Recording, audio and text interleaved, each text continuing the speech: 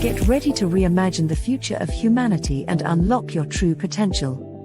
Welcome to Reimagining Humanity's Future and Yours, hosted by Dr. David Gruder, an internationally renowned integrative psychologist, human potential expert, author, and social change catalyst, as he delves into the most urgent issues of our time. With the world facing unprecedented challenges and social and political divides growing deeper, it's time to take action. Each episode of this groundbreaking series will empower you with invaluable insights, strategies, and tools to heal these divisions and restore personal freedom and societal well-being. Whether you're a concerned citizen, a courageous leader, an influential figure, or an ambitious entrepreneur, Reimagining Humanity's Future and Yours will guide you on a transformative journey. Discover your unique role in creating a brighter future for yourself and society at large. Dr. David Gruder will draw upon his extensive knowledge and experience to provide practical solutions for shaping the world we live in. With his passionate exploration of social change, he will help you navigate through the complexities of our time and inspire you to make a meaningful impact. So, prepare yourself for an eye-opening experience as we delve deep into the heart of the matter. Reimagining Humanity's Future and Yours will challenge your perspectives, ignite your imagination, and equip you with the tools you need to reimagine and redefine the world around you. The time to transform our future is now. Join us on this incredible journey and enter a new era of possibility. For more information on Dr. David Gruder and the Reimagining Humanity's Future and Yours, visit www.rhfy.ca. Welcome to Reimagining Humanity's Future and Yours, where together, we create a brighter tomorrow. Now, here is the host of Reimagining Humanity's Future and Yours, Dr. David Gruder.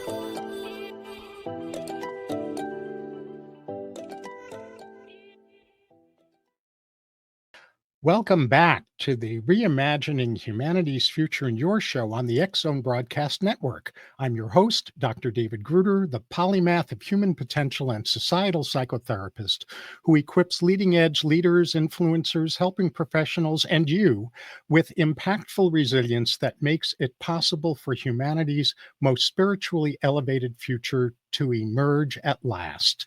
The title of this episode is The Future of You: How to Reimagine Who the World Needs You to Be. Feeling unsure about what you can uniquely do to make a difference in a crumbling world? Not knowing is not your fault. Old ways aren't working amidst today's chaos. Dive into sanity-saving ways to calm your body and build resilience. Unlock a 3-step process to reclaim control and become who the world needs. Replace confusion with clarity. Your higher purpose is calling. Bringing wisdom to life's chaos. Meet Rachel S. Heslin, a lifelong psychology explorer and best-selling author of Navigating Life and Rituals of Release.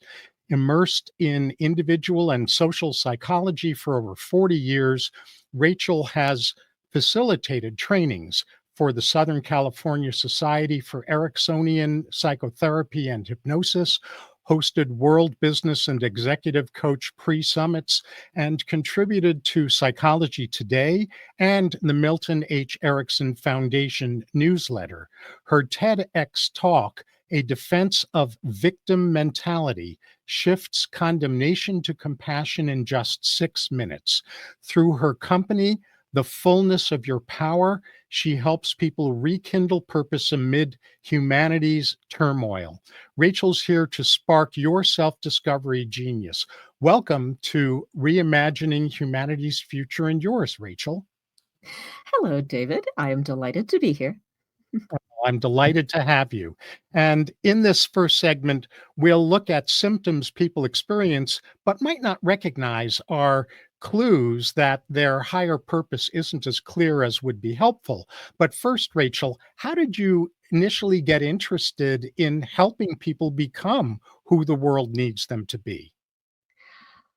Well, it started at a young age. There were actually there are 2 parts to this the answer to this. The first, I was raised by a psychologist who would teach me stuff as he learned them. It's one of these, you teach other people in order to learn, and that was his learning style. So I was introduced to neurolinguistic programming concepts when I was 9 years old. Mm, This has proved incredibly valuable because I knew that what I was experienced didn't necessarily represent what was actually going on. So I had that little bit of the observer from a young age that allowed me to play with my perceptions. What if this? What if I did that? Why are people doing things differently? So that's the first answer of the question of how I approach my life. The second part actually came about coming up on 3 years now. My husband and I had been together for a couple of decades, and all of these amazing things were coming together. It was not an easy relationship because we were constantly pushing each other's buttons because we were such beautiful mirrors for each other. And we were coming together, and our partnership was developing into something so rich and magical. And then he dropped out of a heart attack. This was not my hope for the future, but mhm, what it felt like was everything that I had learned and experienced up until that point was preparing me for that moment. And when I first started saying, "Okay, we had called the ambulance, maybe this actually is it," what came up is, "Who do I need to be in order to get myself and our family through this?" Well, that was in 2022. And that question, "Who do I need to be?" keeps coming up. And it really does feel like everything before is preparing for what's next, which then prepares me for what's next, for what's next, for what's next, such that my evolution has become a dynamic process beyond just knowing who I am. it's a beautiful, beautiful rendition. And a couple of quick comments before we move forward. One is one of my favorite phrases about what you were saying about your dad um, comes from the book Illusions by Richard Bach. And the line goes something like this: We teach best what we most need to learn, right? Yes. Very And much. then your story about this powerful journey with your husband, who it seemed like all of the button pushing and mirroring of each other was finally coming together, and then he leaves. Holy cow. I mean, a relationship that you thought you were going to be bearing the fruit together of all of those years of moving through being those mirrors of each other. And what you end up with is this question of who must I become to get my family through this? And the clarity that everything from before prepares us for what's next. And that's absolutely vital and spot on and important for, I think, our audience to absorb and live from. So, in this episode's next segment, we'll get into root causes of what we discover during this segment. But first, as I said, what are the symptoms that indicate someone isn't as clear about their higher purpose in helping the world as it would help them to be? Wanting to do everything. That's the number one thing that in my observation and experience is feeling like you want to do everything. You want to help everybody. Are so many, it feels like conflicting tugs at us. But the truth is that just because we can doesn't mean we should.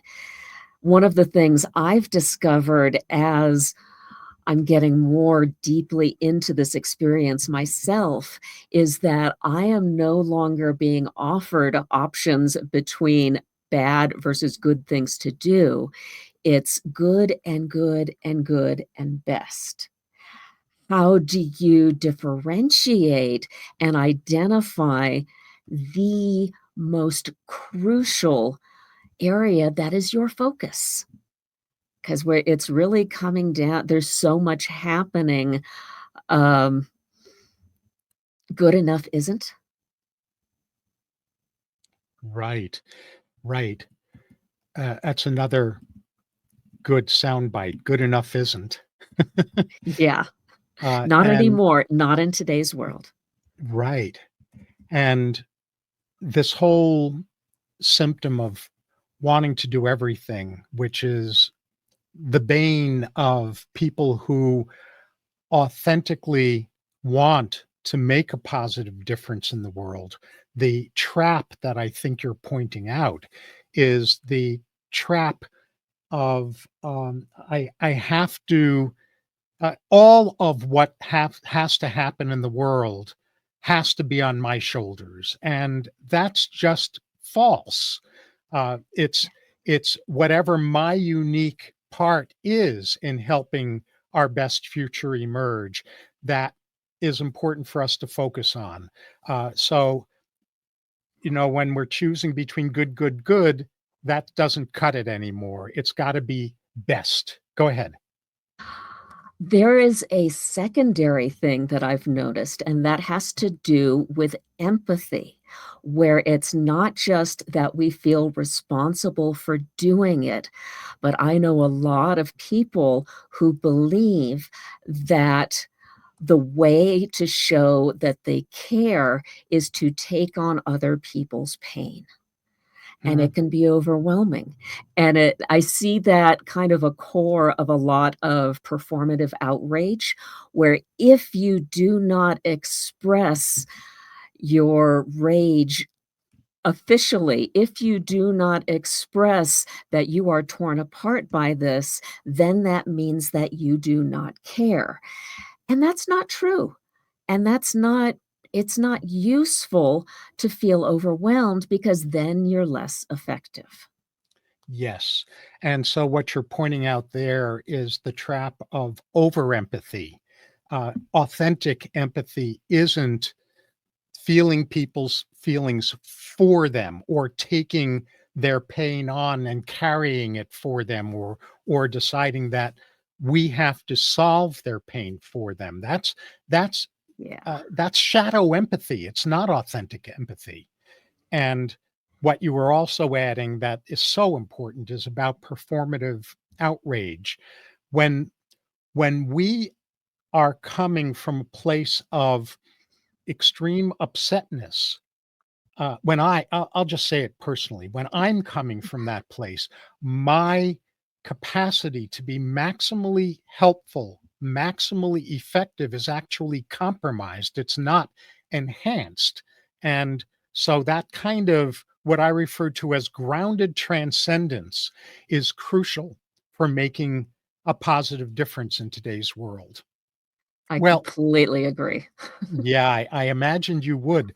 The rest of this episode is going to dive into the root causes of what Rachel and I just discussed and what to look for in a solution, and then her version of that solution. So, after a short break, my visionary guest, higher purpose expert Rachel S. Heslin, and I will explore less recognized reasons behind why identifying who the world needs us to be tends to be so elusive.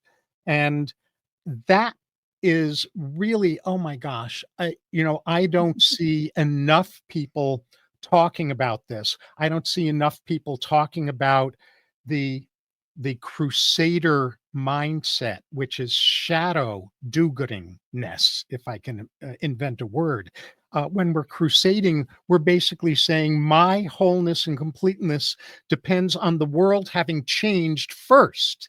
And the elevated version of that is that I am embodying what I call grounded transcendence rather, so that I can exemplify what I'm wanting to help the world elevate into.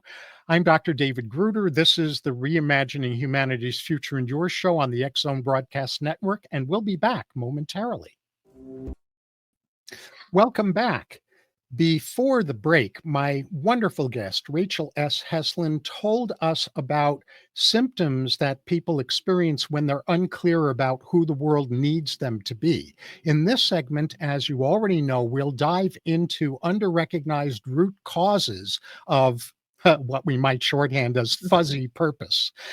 Rachel, what are those most overlooked causes? Um, Stories. I mean, that's at its fundamental thing, what are the stories that we tell ourselves? You had mentioned the crusader aspect of it as being something of a shadow. For myself, I wanted to be seen as the helpful one. I needed to not just help other people, but have people acknowledge and recognize me as I'm making a difference. I'm the one who's being helpful.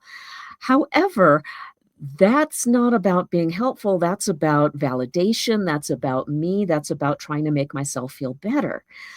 What I've noticed is that there's a certain energy of that helpfulness, of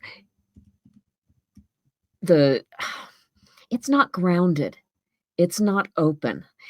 It's connected to an attachment to a specific result. I do this, it has this effect, and therefore that means that I'm okay.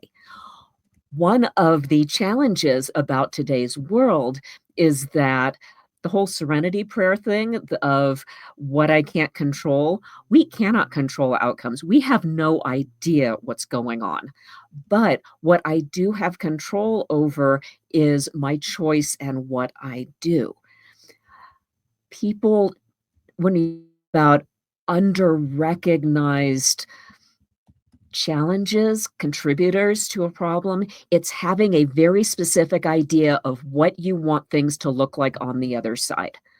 There are too many factors for us to pull together all the threads and say, yes, it's not a paint by numbers. It's not you do this, this, this, and this is what the picture looks like. It's, okay, here's this stitch, here's this stitch, here's this stitch. And all these other people are contributing their stitches, and we may not be able to see the tapestry until years, decades, generations down the line. Having too tight a hold on what you're trying to accomplish can actually blind you to what the opportunities are right in front of you in this moment, because they don't look the way that you expect them to look. Mm-hmm. That's so beautifully worded, and I want to unpack some of that for our audience. First of all, you started with a wonderful mouthful, which is about the stories we tell ourselves. You know, the one of the phrases that I've used for decades is paradigm attachment disorder, because the stories we tell ourselves reinforce our pre-existing worldview and self-view, both the golden aspects of that actually help us, and the shadow aspects of that get in our way. And when we over identify with our paradigm, we become unteachable. We become unavailable to up-leveling the stories we tell ourselves. So that's the first part of what I wanted to unpack from what you were saying. The second is about validation. Were you going to add something before I go on? Uh, nope. No. I have other things, but if you're still working on that one, please. I Well, enjoy listening to your interpretation. I wanted to move on to the validation part of what you were saying. Yeah. Is that okay? Yes, definitely. Yeah. So this need to be recognized and validated as the differently helpful one. You and I are coming from very similar upbringing cloths around that, and early adulthood cloths around that, and around other things you've been mentioning as well. And you're right in saying that a need to be recognized and validated is about us, about trying to make ourselves feel better. That's not pure, clean service in the world. It's not grounded, it's not open, like you said. It's about being attached to a specific result so we can validate ourselves. And then you moved on to talking about the wisdom in the serenity prayer, where we can't control outcomes, and because there are too many factors to manage, and we're contributing our unique stitches to a larger tapestry, as you were saying.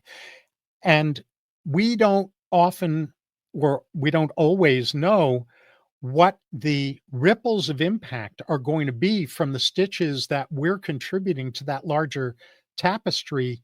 We might not know that next month or next year or next decade, or maybe even at all during our lifetime. And when we're attached to those results and seeing those results, that blinds us to recognizing and utilizing here and now opportunities. How did I do with paraphrasing what you were saying? Yep. Yes, exactly. Yeah. So you wanted to add some things? Actually, I realized what I wanted to talk about, I believe, is for the next segment, which is, Okay. okay, what do you do about it? Yeah, that is the next segment. That is So, exactly where we're going to head in the next segment. The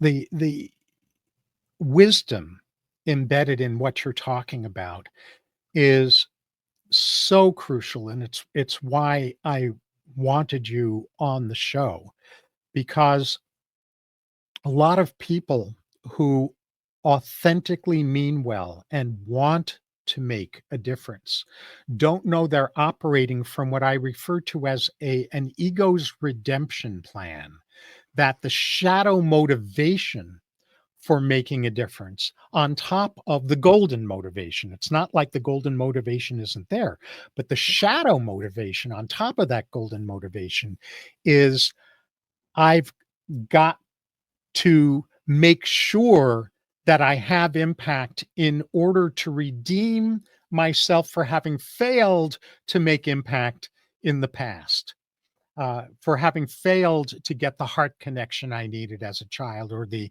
validation I needed as a child, or the emotional safety I needed as a child, things along those lines. And so when we're operating from an ego's redemption plan in adulthood, it undermines and sabotages our capacity to make the difference that we yearn to make. And most people don't recognize that they're operating from a redemption plan. I didn't for a large part of my earlier adulthood.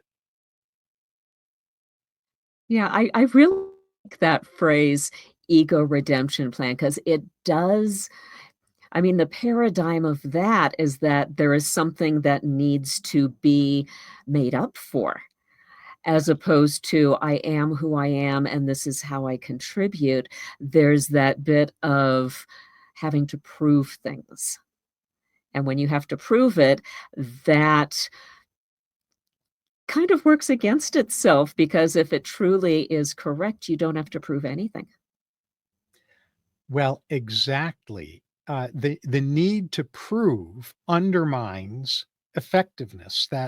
Yeah. That and this ties into the old model of leadership, which, if I distill into an oversimplified soundbite, was do as I say, not as I am.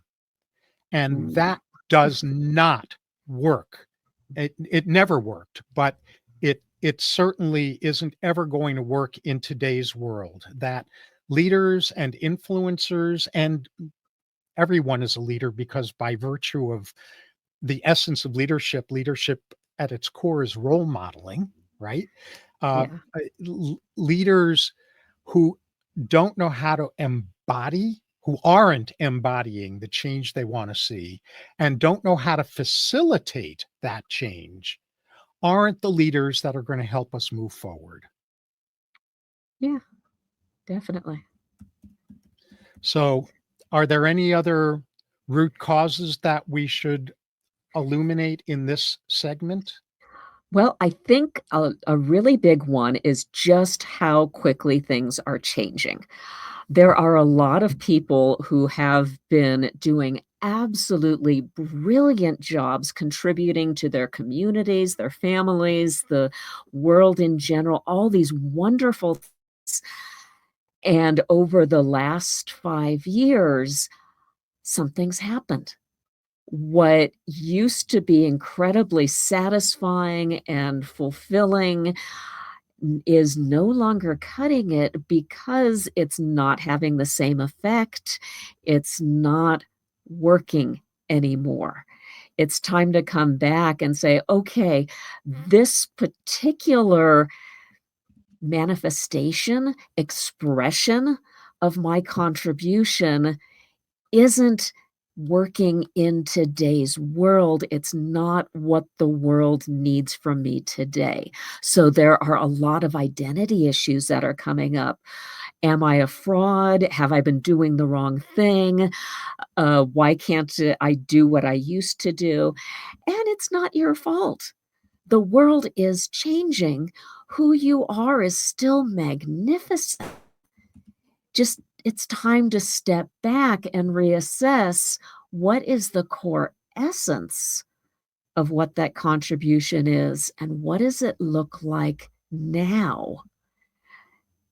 And there are other things that need to be addressed as well, because Mhm. it is a change, and all transitions are kind of inherently challenging. Well, they are, and the more attached to our paradigm we are, the harder that is, because you were talking a moment ago about identity issues, and fear, and, like, that maybe I'm a fraud or I'm doing the wrong thing.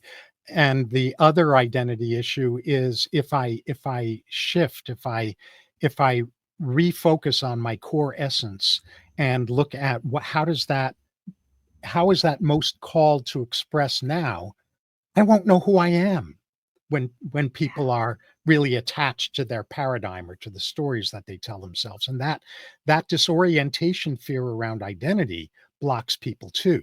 Well, Yeah. after another short break, we will get to the heart of the matter, which is, as Rachel was saying, what to look for in a solution that can enable you to get clearer than ever about who the world um, needs you to be, who you are called to be, so that you can hone in on the current version and the future version of your higher purpose. I'm Dr. David Gruder. This is the Reimagining Humanity's Future and Your show on the X Zone Broadcast Network, and will continue momentarily. And we're back. Before the break, my guest, who is bringing refreshing clarity to redefining, to upleveling our sense of higher purpose, Rachel S. Heslin, and I delved into less recognized but vitally important root causes of a fuzzy sense of higher purpose, or a sense of higher purpose that needs to be in transition. And I mentioned that in this segment, we'll reveal ingredients to look for when you find the intersection between who the world needs you to be and the higher purpose you feel called to embrace and actualize. And with that, Rachel, what ingredients should people look for when they want to discover and embody that intersection? Well, I'd like to go back to our discussion about stories. And I also want to touch in what I was saying, the proving versus the being thing. Those things are very connected, where I have discovered for myself, when something is my path, there is no story. It is, this is what I am supposed to be doing in this moment. Therefore, if I am faced with a choice and I'm looking, do I want to go one way or the other? Which choice has more of a story attached to it? And the type of stories could be, I should really do this thing because, list a whole bunch of really good reasons. Or, ooh, yeah, I really shouldn't do that because what I have noticed is the more that I need to convince myself of a certain course of action, whether it's to or fro, the less likely it is that it is congruent with my actual path and why I am here. It's usually an argument with the voices in my head, which are colonizers. They're from society, they're from people I care about, they're from things that I've heard, they're from the shoulds. All of those things that are attempting to keep me safe from invisible boogeymen, keeping me safe from the stories in my head that it would be awful if. That's something that's really challenging, that it will be awful, because it's very hard to um, combat something that is ephemeral. But the first thing to notice when you're trying to decide, trying to identify, am I actually acting in congruence with what is being asked of me, is, am I trying to convince myself of it, or am I trying to talk myself out of it? Either Okay, of those is a really good indication. great. So first element is getting honest with ourselves about this, and I think you did a beautiful soundbite about that I want to recapture in just a slightly different paraphrasing that I think you'll agree with. When something is my path, there is no story, just embodiment. Yes, definitely. It's So just, I am on my path, not talking about it. right. Beautiful. So that's the first thing to look for in a solution. A solution needs to help us make that shift. Yes. What's the next thing to look for in a solution? Well, another thing that you really need to look for is just your overall stress level. I like to use an analogy of a barrel. If you have a barrel that is full of all of these stressors, these can be reading the news. How much sleep are you getting? Are you hydrated? What have you been eating? What are your relationships like? What have you been thinking about? What have you been doing? All of these add come into the barrel such that when it's really full, it's a lot easier for little things to make it overflow. So when things happen from the outside, if your barrel's already full, it's easy to become overwhelmed. What can you do to reduce the stressors in your barrel? That's one of the reasons I'm a physiology, because that is kind of the biggest ROI of what can you do that's easy, that's simple, that has a significant impact on your ability to deal with everything else. So the second thing to look for is ways is being offered methods Yeah. Yeah. to become the sovereign of our physiology, basically, right? Yeah. To make sure that our stress levels aren't reducing our capacity to make a difference and our own well-being as well. Yes, definitely. Mhm. And Good. Mhm. and from that one, it's like once you reduce that, part of the goal of reducing all the stressors in your barrel is become more present in the given moment. How do you increase your mindfulness so you can strengthen that embodiment so that you can become more aware of what is being offered in this moment. I think stories are wonderful for looking at your past and making meaning, for creating visions of the future. But when you are in the moment, that's the time to let go of the stories. And as you so wonderfully pointed out, embody life and living. Right. So the third ingredient to look for then is assistance in presencing, in the kind of mindfulness that not only strengthens embodiment, but also strengthens what is often called situational awareness. Yeah. Because when Of we're yeah. stressed, our field of vision gets narrow and inward, right? Yes. Where and this is similar, it's tied in to the looking for specific outcomes. We're also looking for specific dangers, and when we're honed in on, "I want to see this or that," we miss all of these other things that don't look like a threat, because 'cause we're so focused on the threats, we don't see the gifts or the opportunities. Right. So far we've got developing right relationship with the stories we tell ourselves, reducing our stress levels, and improving and expanding our presencing.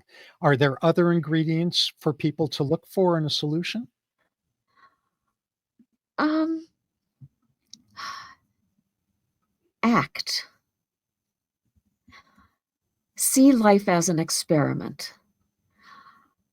Take action even if you're not 100% sure that it's the right action, but go into it with that mindful looking for not necessarily that specific back to letting go of the attachment of the results, but being curious about the results, developing that curiosity. What am I missing? What might be possible? What might happen if I do this? Even if it doesn't have the result I'm hoping for, what about this activity is still worth doing? And what can I learn from the experience? This goes back to the very beginning of our conversation. How can it prepare me for what's next? Mhm. Right. Uh, let's see. One way I could paraphrase this little juicy ingredient is that sometimes ready, fire, aim is actually helpful. Yeah. Well, it's ready, fire, and then figure out where did it go? Why did it go over there? I wasn't expecting the wind to pick up. Oh, look, I just found a bunch of magic mushrooms that I didn't realize were over here that I would have never have found if I hadn't shot the arrow in that direction. Right. So I'll modify the wording to ready, fire, discover where the aim went. Yes. Right. And, it seems to me that there are two other crucial ingredients to look for that are, I know, embedded in your work and maybe so deeply that you didn't think to articulate them. So I'm going to take a stab at it before we Go come for to it. the end of this segment. And those are to uh, provide a method, a solution needs to help us discover the essence of our calling, and Yeah. it needs to help us identify the form that that essence is called to take now. Yes. Yeah. It's I see that as part of the curiosity, but you're correct. 2 of my favorite questions are under what circumstances and for what purpose? Mhm. And it just really helps clarifying when you're looking things, because something that, I mean, like I said, stuff you've been doing for years was absolutely perfect in that context. Now that Mhm. the context has changed, what else is relevant? Right. And I would offer an add-on to that. Under what circumstances, for what purpose, and in what optimal moment and way, Yeah, right? timing is important as well. You bet. It Yeah. sure is. Any other, as we wind down this segment, any other crucial ingredients that people would wanna look for in a solution? Or Be did we cover it? compassionate. Be compassionate with yourself. It can be easy, especially when you're caught up in, again, the empathy of, Good. and especially because so many of us who are drawn to this path of helping have that kind of sixth sense, Right. but we talk ourselves out of it because of wanting to help others, because we think it's not right, because Yes. of the second guessing. And Right. to have, don't beat yourself up for second guessing your guidance, Exactly. I'm because the sorry to truth, interrupt, but, yes. you're spot on. After our upcoming break, we'll return for our episode's final segment, during which I'll be asking Rachel to reveal how she helps people discover their highest calling in helping humanity elevate our world and heal. I'm Dr. David Gruder. This is the Reimagining Humanity's Future in Your show on the Exxon Broadcast Network, and we'll return shortly. Before the break, higher purpose discovery catalyst and mentor Rachel S. Heslin, I just gave you a new title, and I discussed ingredients to look for when you want to find that magical higher purpose intersection between your essence and who the world needs you to be now and who you feel most called to be. As I already mentioned during this final segment of the episode called Reimagining the Future of You, Becoming Who the World Needs You to Be, Rachel will tell us how she provides what we suggested in the last segment that you look for. I'll then let you know the best way to access a marvelous gift that Rachel is providing to you for having listened to this episode. And after that, Rachel and I will each share the big takeaway we hope you have gained from this episode, followed by my closing comments. So, Rachel, how do you help people identify and actualize their higher purpose? Oh my goodness. I always start out with reducing the barrel, reducing what's in the barrel, because it's very hard, especially if you have, I call it a somatic validation system. Most people have either symbolic or somatic validation systems.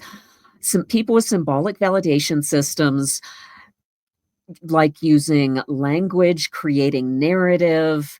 They can do charts, if they can draw it, if they can describe it in such a way that it makes sense, then they believe it's true. Conversely, people with primarily somatic validation systems are the ones with that gut sense. It's like, well, I'm not sure how to describe it, I just know.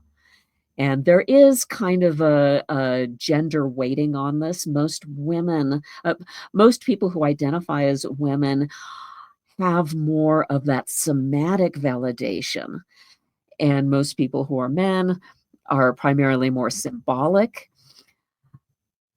Tangentially, I think that may be a contributing factor to non-dysmorphic gender dysphoria, where it's like, I don't feel like most of them, and because of this processing difference. When you have a somatic validation system, those stressors really mess with your ability to know what's right, because you're constantly getting ping, ping, ping, ping. Okay, I don't know where I'm going. Therefore, I start with, how do we reduce the stress levels, come back into your body, develop your partnership with your body so that you can then kind of figure out what's going on. What is your body trying to tell you? Mhm. Once you have a little bit more of that partnership, a little more solid and more mindful, I have something I call the agency framework, which is a 3-step process. I call it the agency framework because it helps you regain a sense of control in your life. That's a really big deal when everything around is so chaotic. How do you, that centered core, that grounding when all amidst you is chaos? And the 3 steps of it, it's one of these simple but not necessarily easy. Yeah. The first part is acknowledge your feelings. This also ties into that compassion for yourself. Your feelings are part of who you are. I happen to think feelings are sacred. Acknowledge, I am sad, I am overwhelmed, I am full of anger. I feel all of these things, and acknowledge and have compassion for that experience. The second thing is to evaluate your thoughts. Look at those stories. The reason I think it's important to separate step 1 from step 2 is a lot of people conflate their thoughts and their feelings. I feel like so and so doesn't like you. Well, hold on. As soon as you put that word like, that is no longer a feeling. That's a story that you're using feeling words to describe. You can say, I feel sad. But if you say, I feel like the world is out to get me, it's like, hold on. That's a thought. Separate out. Right. Acknowledge. Or the famous variation on that is, "I feel that you're an idiot." Well, that's Exactly. not a feeling. That's a That's a thought. judgment. So then once you honor the feelings for their own sake, then look at the thoughts and say, okay, hold on. Is that really what's going on here? Do I have evidence of that? What else is going on? Are there things that I'm making assumptions about? How do I question those assumptions? How do I even recognize what's an assumption versus what's happening? But it's important to go into that intellectual assessment as part of the process. And the third step is taking responsibility for your choices. A lot of people see this as feel the fear and do it anyway, which is one aspect of it, but I'm looking at something even more integrated than that. It's the difference between I cannot do it because this terrible thing will happen versus I am choosing not to do this thing because at this moment, I am not willing to the possibility that this awful thing might happen. Do you notice the difference in framing there? Your action is the same, but the second is taking responsibility for that as a choice. Beautiful. My paraphrasing of these 3 steps, which I'm not trying to rewrite your 3 steps, I'm I just know paraphrasing this for is the what you sake of do. the audience comprehension, saying the same thing in a different way, because I love your agency framework.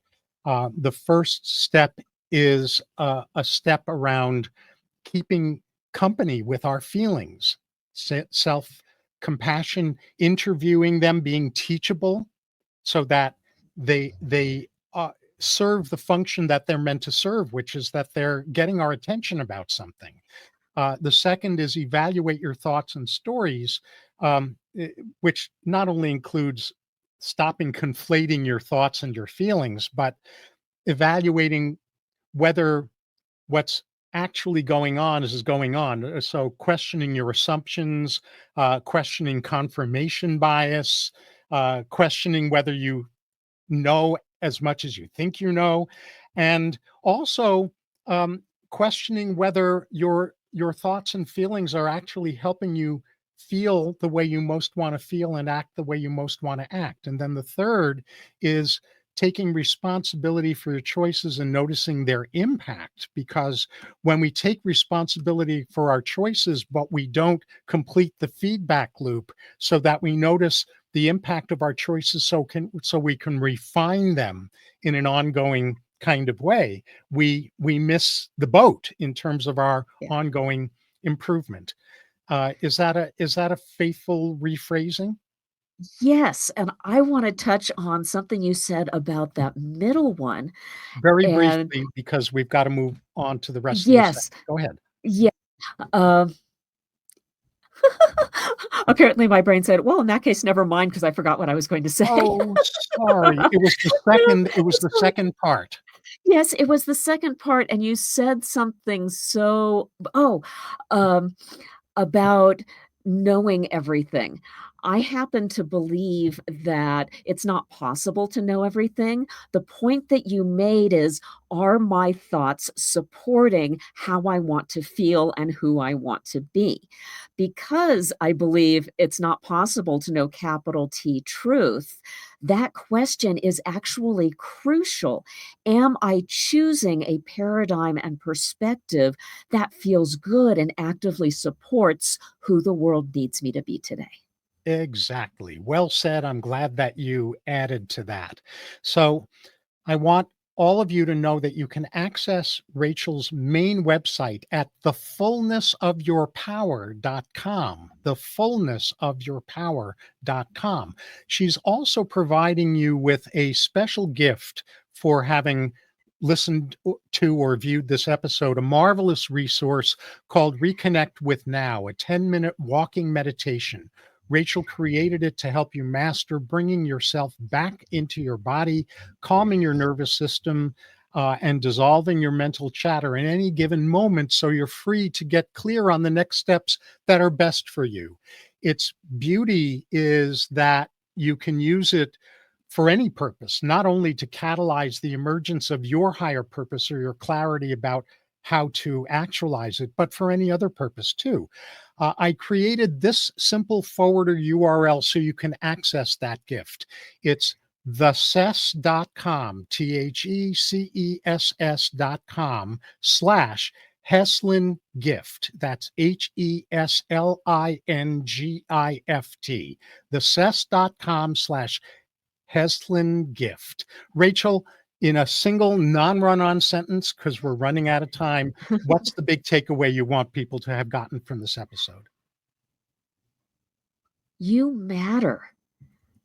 I mean, that's what it comes down to. Even if you're not sure how to express it, you are here for a purpose and you are glorious, and everything already lives inside you and is just waiting to come out.